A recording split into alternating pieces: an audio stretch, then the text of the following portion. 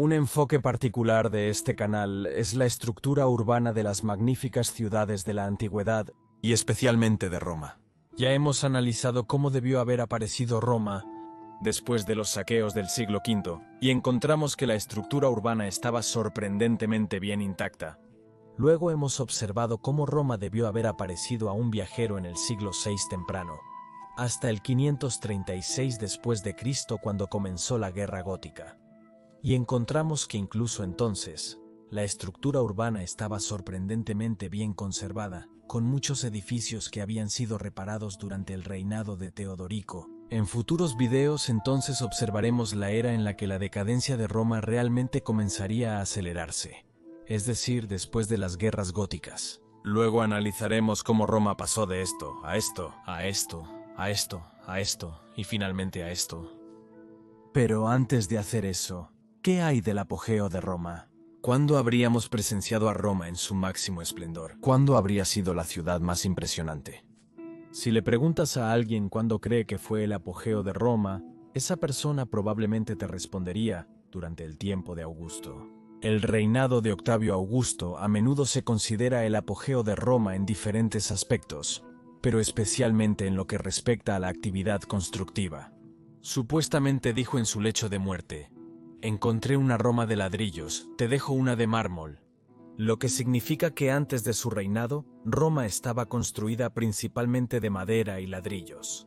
Y después de su inmensa actividad constructiva, Roma se transformó y mostró con magníficos templos, teatros y formas de mármol con un esplendor nunca antes visto. Seguramente esta fue una afirmación exagerada, pero podemos imaginar qué tipo de transformación sufrió la ciudad de Roma durante el reinado de 41 años del primer emperador. Pero, ¿qué pasaría si te dijera que si tuvieras una máquina del tiempo y pudieras visitar Roma en el pasado? Te sorprendería bastante descubrir que el cenit de Roma, donde Roma estaba en su máximo esplendor, donde la ciudad presumía de los edificios más grandiosos e impresionantes, donde la actividad constructiva había alcanzado su pico, fue muy tarde en la historia del Imperio Romano. De hecho, tan tarde que muchos piensan erróneamente que para entonces la era de decadencia ya había comenzado, lo cual en realidad no es cierto. Para entender qué era esto, o por qué era esto, debemos ocuparnos del emperador Maxentius, un emperador que hasta hace poco se ha pintado de una luz muy negativa. Maxentius era el hijo de Maximiano, uno de los 4 emperadores de la tetrarquía de Diocleciano. Después de la abdicación de Diocleciano, la tetrarquía dejó de funcionar, y los romanos hicieron lo que siempre hicieron mejor, es decir, resolver sus problemas con enormes guerras civiles, que costaron miles y miles de vidas, y debilitaron enormemente los ejércitos y la economía del imperio. Maxentius residía en Roma cuando estallaron los disturbios, probablemente debido a rumores de que otros emperadores disolverían la guardia pretoriana, y debido a rumores de que Roma perdería su estatus especial y sería grabada como otras ciudades de Roma. Maxentius era el emperador de Roma, y fue el primer emperador de Roma para el imperio.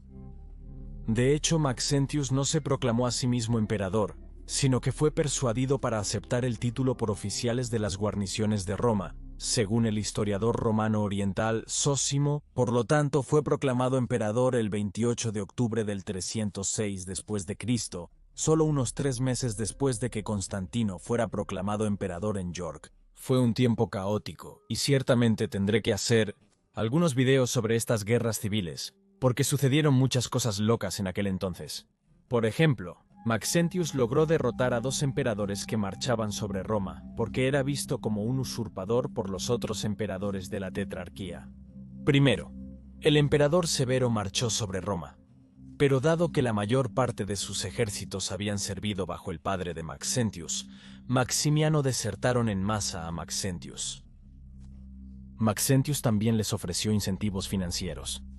Luego Galerio también intentó derrotar a Maxentius, por lo que también marchó con un gran ejército sobre Roma, pero sufrió el mismo destino que Severus antes que él, es decir, su ejército desertó en masa a Maxentius, después de que este último lograra ofrecer nuevamente grandes sumas de dinero, y por la autoridad del padre de Maxentius, Maximiano, quien para entonces también residía en Roma. Sin embargo, la relación padre-hijo de Maximiano y Maxentius realmente no era la mejor, ya que poco después, en abril de 308, Maximiano intentó deponer a su propio hijo frente a una gran reunión de soldados, pero las tropas permanecieron leales a Maxentius. Después Maximiano huyó a Maxentius, rival Constantino.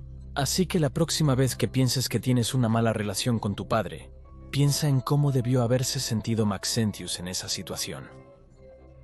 Maxentius tuvo que enfrentar muchos otros problemas, por ejemplo una rebelión en África que llevó a una escasez de grano, ya que la provincia se había separado de su parte del imperio en 308. Solo 3 años después pudo sofocar la rebelión enviando a su prefecto pretoriano Rufius Volusianus a África, quien derrotó al usurpador Domitius Alejandro.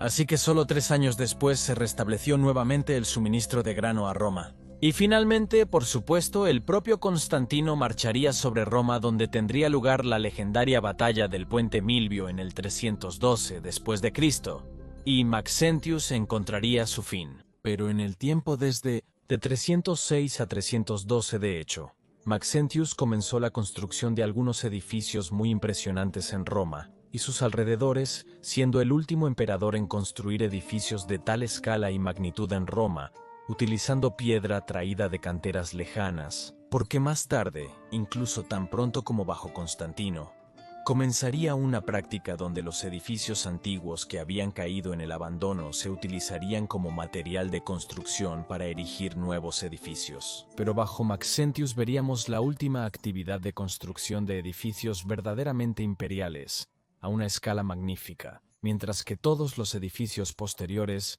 ya no eran tan impresionantes, excepto tal vez las termas de Constantino. Roma pronto comenzaría el largo y brutal proceso de canibalizarse a sí misma y ser transformada de una esplendorosa y magnífica ciudad imperial a la total decadencia de la Alta Edad Media. En Roma, Maxentius mandó construir 2 magníficos edificios en el corazón tradicional de Roma, es decir, directamente en el Foro Romano. Uno es el templo de Rómulo, no el legendario fundador de Roma, sino el hijo de Maxentius, Valerio Rómulo, o también a veces llamado Marco Aurelio Rómulo, quien fue el primer emperador de Roma. Valerio Rómulo, hijo de Maxentius, y también conocido como Marco Aurelio. Rómulo murió joven en 309 y para honrar a su hijo, lo divinizó con esta magnífica estructura, aunque también hay especulaciones de que esto podría ser una reconstrucción del templo de Júpiter Stator. El templo aún se mantiene en pie hasta el día de hoy, aunque por supuesto en una forma mucho menos grandiosa, ya que algunas partes del templo no han sobrevivido a los muchos siglos. Sobrevivió más de un milenio, principalmente porque fue convertido en la iglesia de Santi Cosme y Damián en 527 después de Cristo. Y por favor suscríbete a este canal para que no te pierdas ningún video futuro sobre muchos temas del Imperio Romano tardío. Gracias, amigo. Otra estructura mucho más impresionante, que también fue iniciada por Maxentius en el 308 después de Cristo, es la gigantesca Basílica de Maxentius, que también ha sobrevivido en partes hasta el día de hoy. Esta gigantesca basílica es realmente majestuosa, y podemos ver aquí por última vez un edificio de tal vasta escala, construido en el corazón de Roma. En esta pintura de Joseph Bühlmann, vemos la basílica desde el punto de vista del tabularium, y la vemos aún en construcción. De hecho, la basílica todavía estaba en construcción. Estaba en construcción cuando Maxentius fue derrotado por Constantino en la batalla del puente Milviano, por lo que se terminaría bajo el mandato de Constantino. Este impresionante edificio combinó técnicas de ingeniería conocidas de la construcción de los mercados de Trajano y los baños de Diocleciano, y no se utilizó como iglesia, sino como sala de asambleas y edificio administrativo. Sobrevivió durante mucho tiempo y fue parcialmente destruido por los romanos, pero fue destruido en 2 terremotos, uno en 847 después de Cristo y el segundo en 1349 después de Cristo. Fuera de Roma, en la Vía Appia, Maxentius también comenzó a construir un impresionante complejo de monumentos. Construyó un circo, uno muy grande, solo superado en tamaño por el propio Circo Máximo. Mientras que el Circo Máximo tenía una longitud de 621 metros y un ancho de 118 metros, era un El circo de Maxentius tenía una longitud aún impresionante de 503 metros y un ancho de 91 metros, pero en comparación con el circo máximo que podía albergar a unos increíbles 150.000 espectadores, este circo tenía muchos menos asientos y solo podía albergar alrededor de 10.000 personas. Aún así, con una longitud de 503 metros, fue el segundo circo romano más grande jamás construido, y fue el circo más grande del mundo. Aún era más largo que el hipódromo de Constantinopla, que medía 450 metros de longitud y 100 metros de ancho. Sin embargo, el hipódromo también podía albergar a muchas más personas, concretamente alrededor de 100.000. Aparentemente, el circo solo se utilizó una vez, probablemente en el 309 después de Cristo. Maxentius organizó juegos de carreras allí, para honrar a su difunto hijo Romulus. Durante el circo, Maxentius hizo construir un mausoleo, probablemente como tumba familiar, pero en cambio, solo su hijo Valerius Romulus fue enterrado allí. Podemos decir que, a diferencia de Maximiano, quien intentó dar un golpe de estado contra su propio hijo, Maxentius, por otro lado, realmente parece haber sido extremadamente afectuoso con su hijo. También se inició una tercera construcción cerca del circo y el mausoleo, es decir, un tercer edificio. Después de la muerte de Maxentius en el puente Milviano, el sitio fue completamente abandonado y cayó en ruinas en los siglos siguientes. Por lo tanto, estas magníficas estructuras, dentro y fuera de Roma, fueron las últimas de tal escala grandiosa, y nos sorprende bastante encontrar una actividad de construcción de tal magnitud tan tarde como a principios del siglo IV. Maxentius fue el último emperador en entender la estructura del edificio. El último emperador en entender la importancia de Roma para el Imperio Romano. Bueno, esto en realidad no es del todo cierto, ya que Procopio Antemio, a quien considero el último buen emperador del Imperio Romano Occidental, también residía permanentemente en Roma, en el Palacio de los Césares en la colina Palatina, y Roma fue por última vez la capital del imperio durante su reinado desde 467 hasta 472 después de Cristo. No estoy seguro de si es verdad, pero en esa época, los proyectos de construcción a gran escala como en la era de Maxentius ya no eran posibles en el Imperio Romano Occidental. Después de la victoria de Constantino en el puente Milviano, ordenó que se encontrara el cuerpo de Maxentius, que se había ahogado en el río Tíber, le quitó la cabeza a Maxentius y la hizo desfilar en su celebración de victoria por las calles de Roma. El noble emperador cristiano ya no está. Luego ordenó que se llevara a cabo una damnatio memoriae sobre Maxentius. Por eso Maxentius no es un emperador muy conocido hasta el día de hoy, ya que no muchas fuentes sobre él sobrevivieron a esta damnatio. Pero no solo eso, también fue sistemáticamente vilipendiado y presentado como un tirano cruel, sanguinario e incompetente por la propaganda estatal de Constantino. Esto lo retomaron después los cristianos. Hay muchos escritores cristianos, como Lactancio, que presentaron a Maxentio como hostil al cristianismo, cuando en realidad Maxentio era tolerante con el cristianismo y no permitía que los cristianos fueran perseguidos.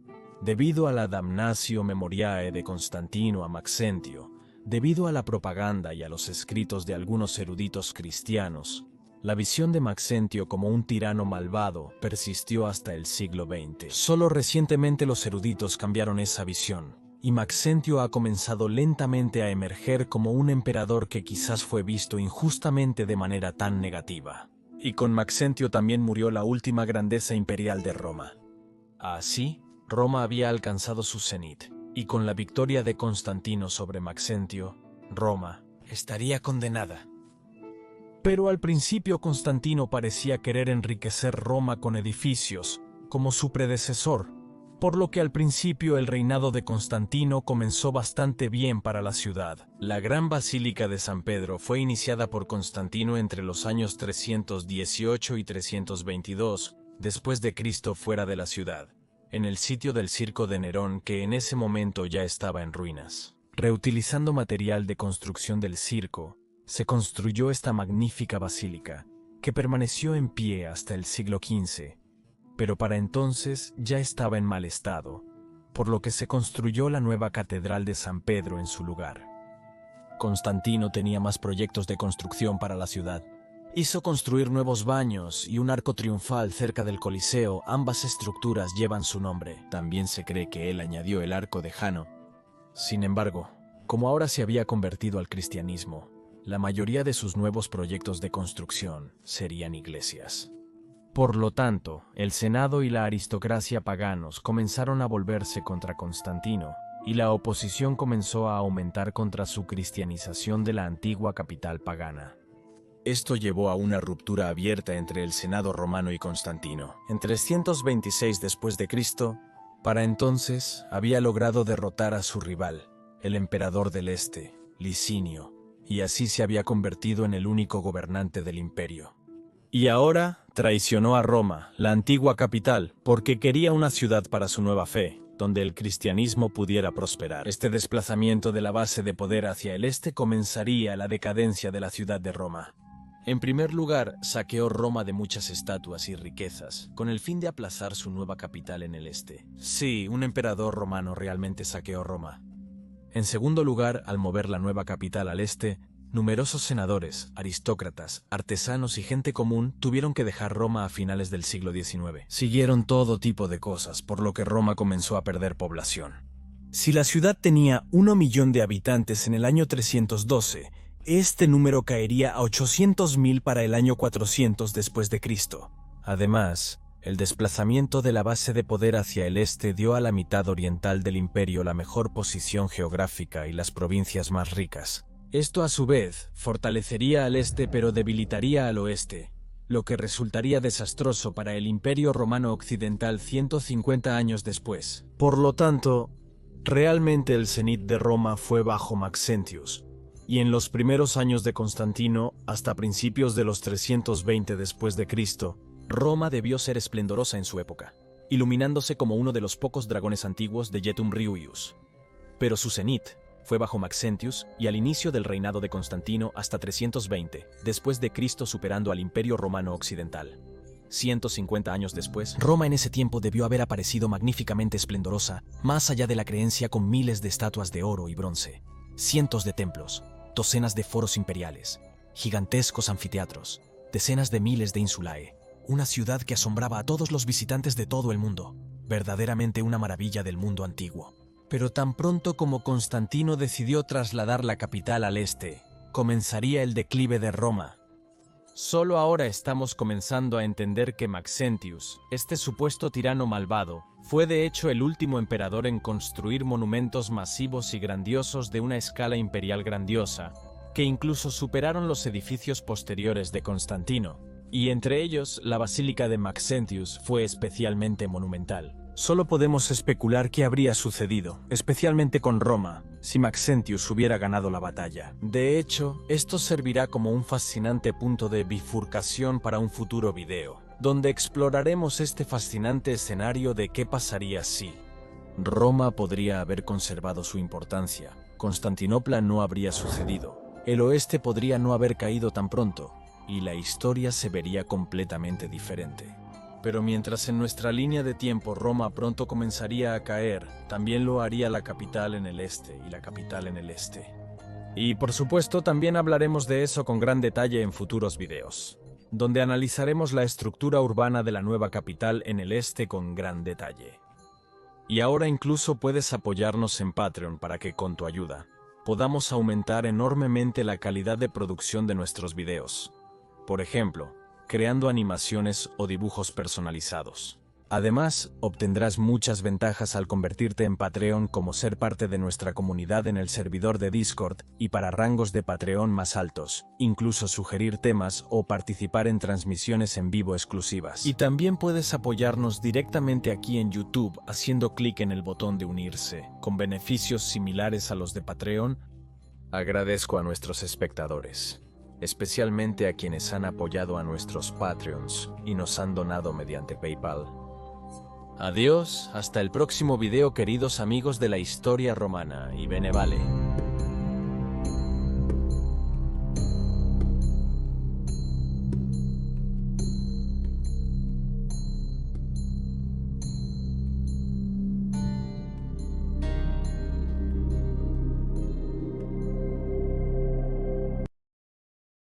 Transcripción por Casting Words.